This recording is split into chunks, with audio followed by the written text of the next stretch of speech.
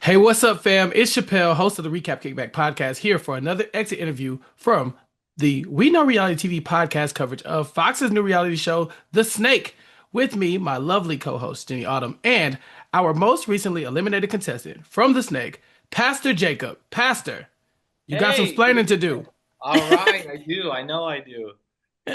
How's everything been? How have you been enjoying watching the show? It's been a lot of fun watching it back and just seeing the behind the scenes, seeing what the other competitors were saying. There's a lot that happened that I didn't know about in the moment, and so it's been fun to just discover what was going on. Yeah, you've had, a very up and down arc in these four episodes of the show. And, you know, you just made me realize when you're talking about like seeing everyone, what they're saying, getting to see the edit of it all coming back. I think it's really interesting that you so far in the show are one of the first people to really clock Katherine and how she's been playing. And that becomes like a really big theme of this episode here. I'm very curious, like at what point did you really start to suspect Katherine? Because lots of people at this point in the game are still really believing her, and you're the first person to really call her out. Yeah. So at the beginning, I totally believed her. So I had no idea that those were fake tears in the first saving ceremony. I was one of the ones trying to comfort her and tell her that it was okay. So she got me big time at the beginning. But then a lot of what she was saying about the other contestants wasn't adding up. All of a sudden, some of the things she was saying started to contradict each other. And so it couldn't all be true. And that's when the gears started turning. And I realized, wait a minute, this just isn't adding up. Something's got to be going on. And in this episode, I'm kind of counting on her to save me and to save Derek. And so I realized she's not going to do that. And if I don't do something, then it's going to be up that either Derek and I are going home. And I wanted both of us to be safe at that point. So I tried my best to bring it to people and hope that they also were showing that, seeing that it was not all adding up, but that didn't happen. Okay, so in this episode, you seemingly come up with a plan to out Catherine as like playing the middle, right? So she's with the bros, she's telling you she wants to target the bros, and then you're realizing that that's not really aligning because she's clearly working with them. So why would she be targeting them? So you go out, you get everybody together, and you have a round table, and you say the person who's behind all of this is Catherine. What did you think about that as a plan? And now that you know that it doesn't work out for you, would you have done something different, or maybe like had one-on-one conversations with Derek and some of your other allies about it instead of doing this openly in a public forum? Yeah, that's a great question. I think in that moment, I was thinking if I sat Catherine down just by herself and had a conversation with her, at that point, she had said so many lies that I would not be able to trust her. And so if I tried to direct her and say, hey, I know you're lying about all of this. Why don't you save me tonight? And then we can work together and try to use that to my advantage. If she had said that she would do that, then I have no way of believing that. So in the moment, I thought that my best option was to kind of bring together the people who thought were her closest out, that she was one of their closest allies, bring them together and share it with them. And so that was kind of my strategy behind it.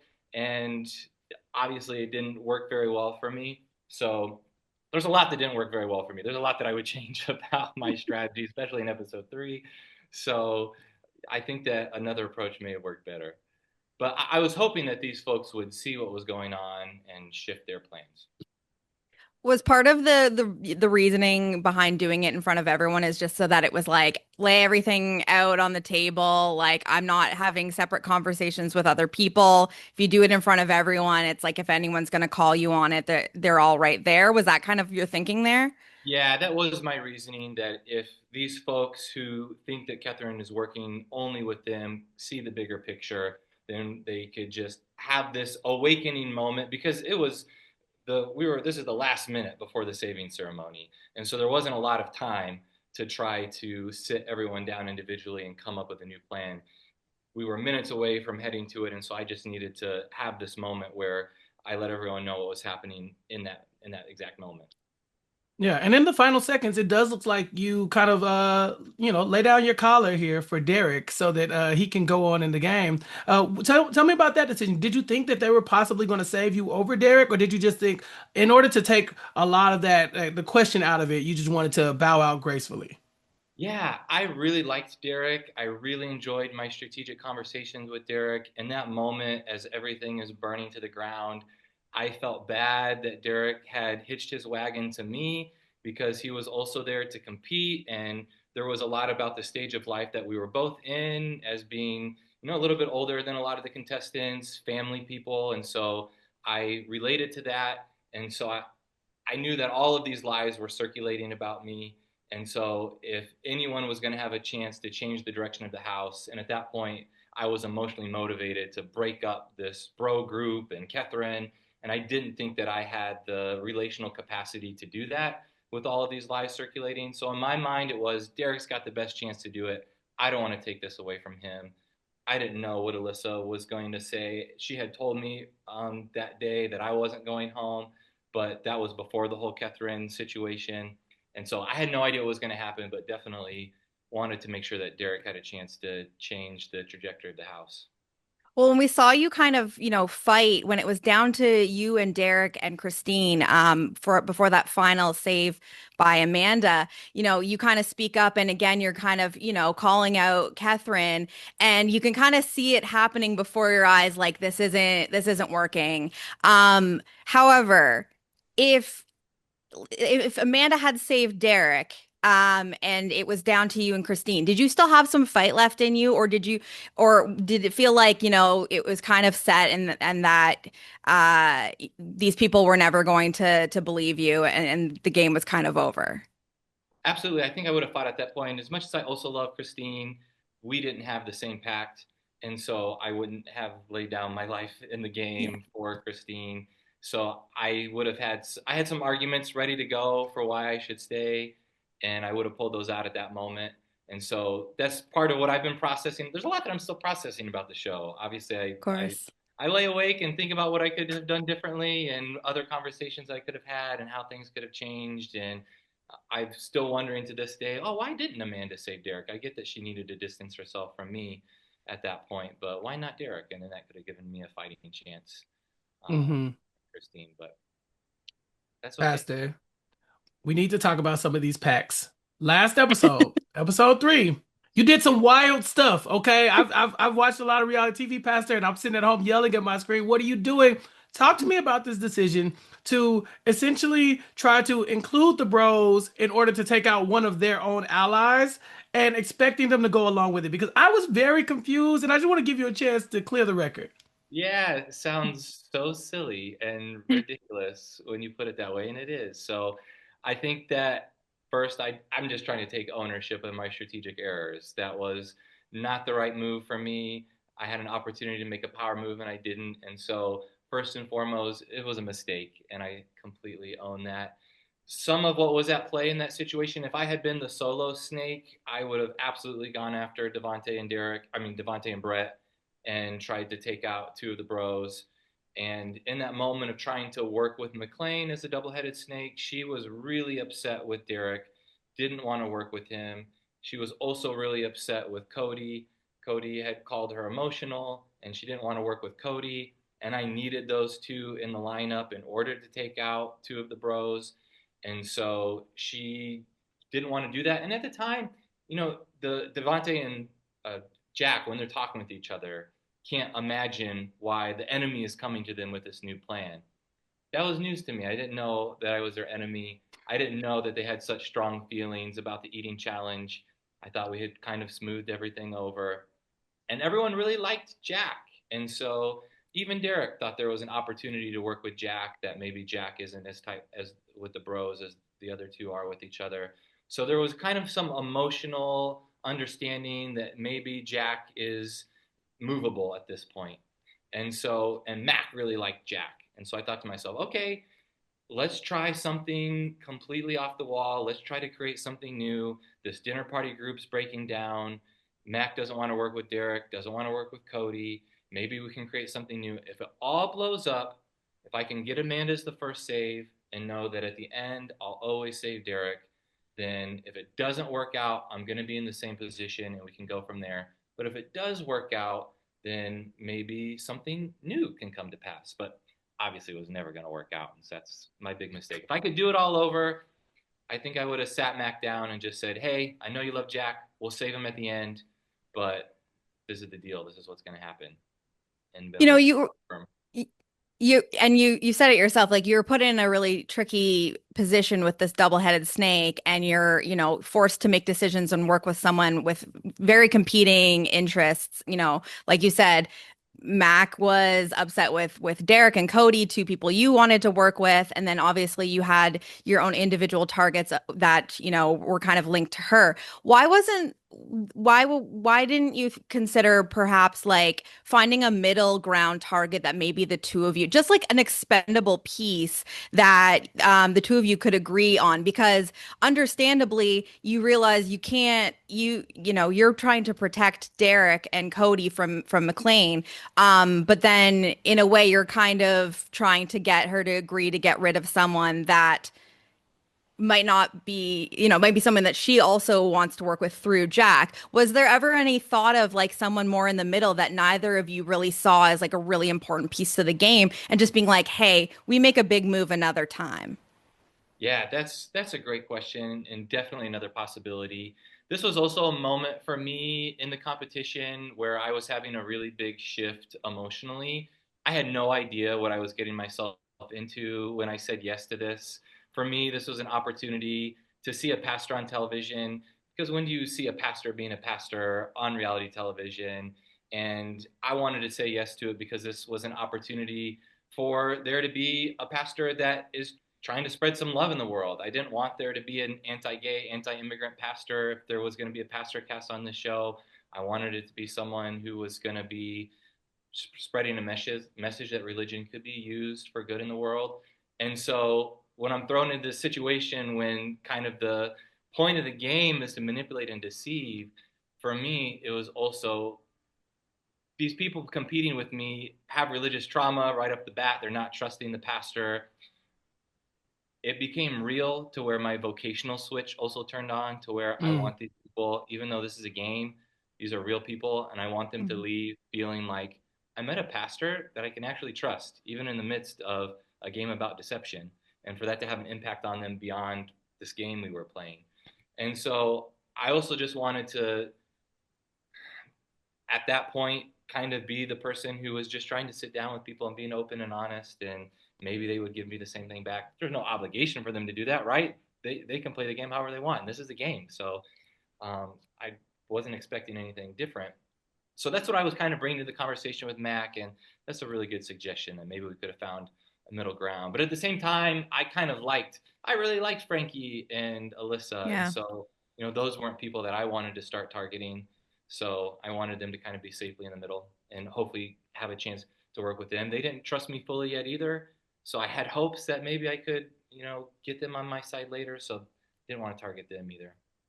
So on our podcast, I'm very critical of you, Pastor. No disrespect. I love you. I was rooting for you. And so I wanted you to do better. And so It's I out just of want to, love. yeah, so I want to talk to you about maybe the way the show presents some of your decisions. It seemed like you made these decisions on your own, and then you would go to Derek at the end and be like, "Hey, this is the thing I'm doing." For instance, obviously the pact with the bros, but then this attempt to take out Katherine, it does seem like you come to Derek like, "Hey, I'm about to do a thing. Come with me," and then you do this in person. Had you ever considered talking to your number one ally about these things and maybe saying, "Do you think this is a good idea?" Maybe to somebody who seems to be a lot less tied to their profession when it comes to this game thing, because it does feel like making these decisions on your own feels like a mistake to me, Pastor.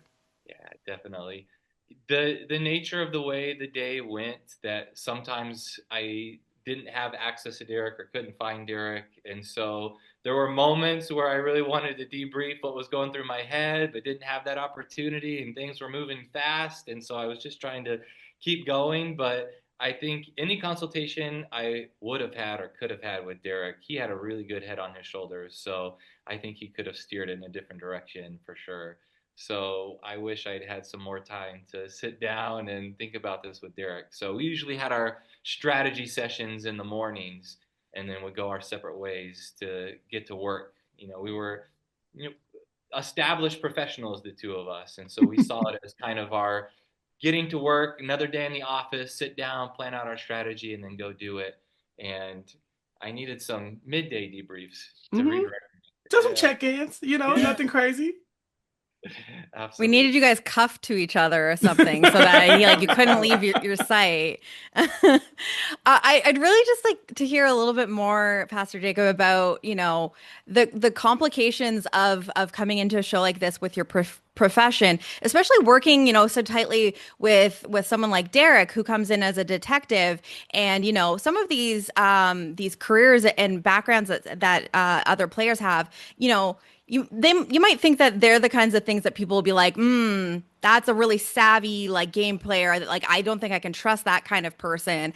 And you come in as a pastor, and it almost seems like it's this complete opposite thing where, someone that is supposed to be connected to like love and, acceptance and honesty and integrity, you were having to basically defend yourself constantly. And it was like almost like you just being there meant that you might be up to something. How thrown off were you by this? And what, tell me a little bit more about how that part of it felt for you. Yeah, I was definitely thrown off by it emotionally at the beginning just because when I'm talking with people, I just enjoy being a really positive, loving person. And so I thought that was going to work to my advantage coming into the competition. And then when I met that initial distrust and resistance, it was very strange to me.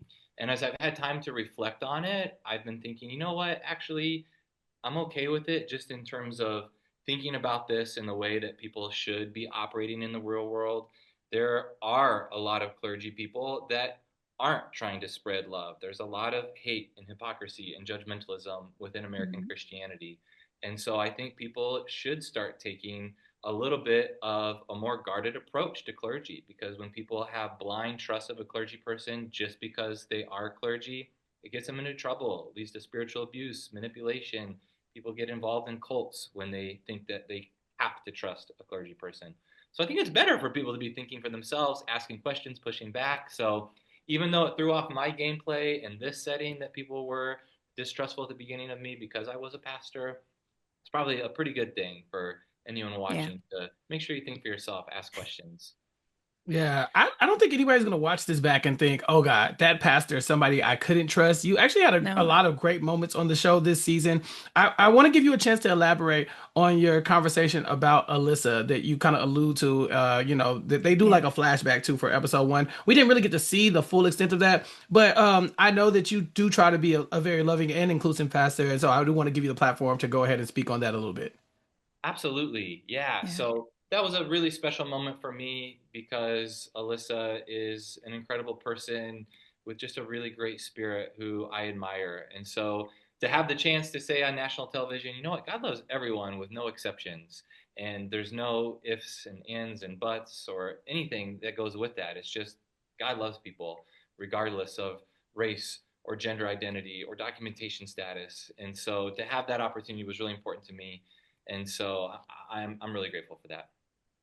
I have to, yeah, we have to echo what Chappella said. Like everything that you represented on the show definitely came through. So even though the game itself did not go your way, like I think that you can definitely feel very good about how you represented being a pastor and what that means in today's society in general. So that I'm really glad that they featured that. I have to ask, how did you end up on this show? Because obviously, this lying and being deceitful was not something that you were really ready and capable of doing. And you get cast on this show called The Snake.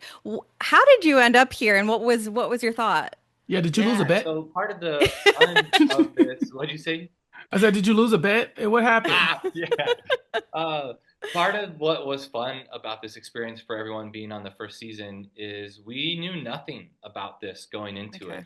The only thing we knew is that they were looking for people from professions that use persuasion. And Mm. pastors definitely use persuasion when they're preaching or when they're having a church meeting and people are on different sides of an issue and you're trying to unite people in a common mission together. There's always persuasive tactics at play.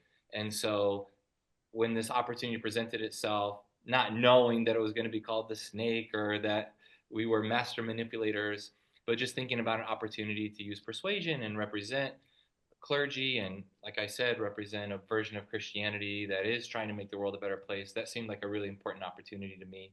So I said yes to it. And, if I had an opportunity to do something like this again, I think I was so in that moment worried about what it would look like for people to see a pastor on this type in this type of environment. I think I could Doesn't tell. help when you're wearing, the collar, like you're very clearly representing it, right? Yeah.